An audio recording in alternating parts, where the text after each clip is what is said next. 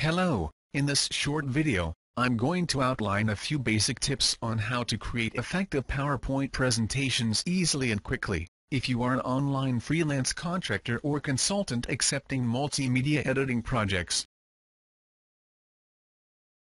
these are the steps I follow when creating a PowerPoint presentation for a client. The first step is to set plans and objectives based on project needs and requirements. Next is to research and gather information and creative assets to be used in the presentation. Organize all these resources for easy and quick access. After that, it's time to design and edit the presentation. Review or test the finished product and make some adjustments if necessary. Finally, submit the presentation to the client or person who requested it. Let's go over each step in more detail. Planning and setting objectives involve asking yourself the following questions and determining the direction of the project based on accurate answers.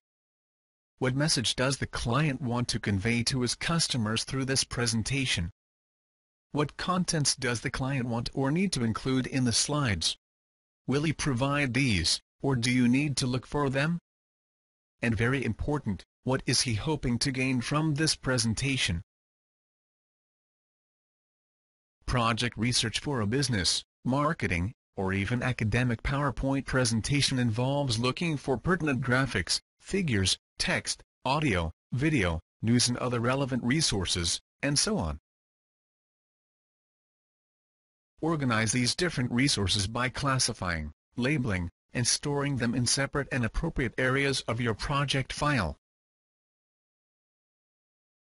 Once you have finalized your presentation objectives and you have collected all the resources you are going to need, it's time to edit, design, and actually produce the presentation.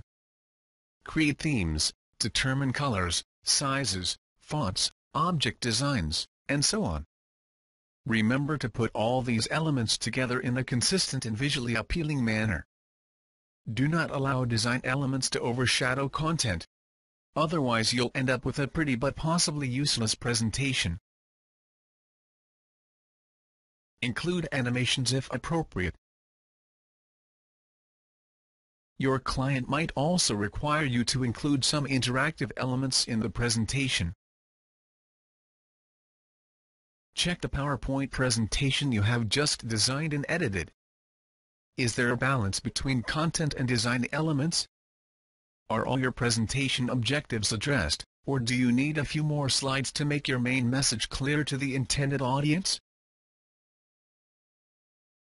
If you're satisfied with the project, then submit it to your client for feedback.